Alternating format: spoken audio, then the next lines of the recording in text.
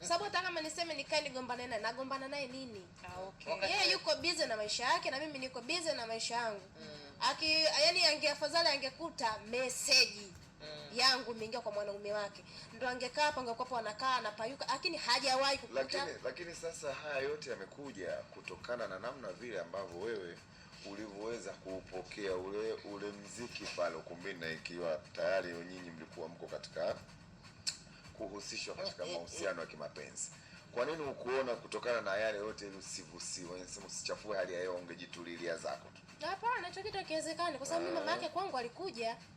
Au ungeenda tu pale labda kawaida tu ukatunza ukaondoka, au lazima uende na tambo na matao? Hapana, taarabu inajulikana, huwezi kwenda kimya kimya, lazima uchague nyimbo. Ulimbo ulichagua? Nimechagua mwenyewe. Nimeona na hicho kipochi niliona. Ulimbo unasemaje? Ile nyimbo ya kwanza uzishuena unitii doa. Na ile nyimbo ya pili na yenu miaseme. Na yenu miaseme. Na yenu miaseme ameimba nani? Ameimba Mwajuma cha upepo. Na yenu sawa. Tukianza na uzishuena unitii doa.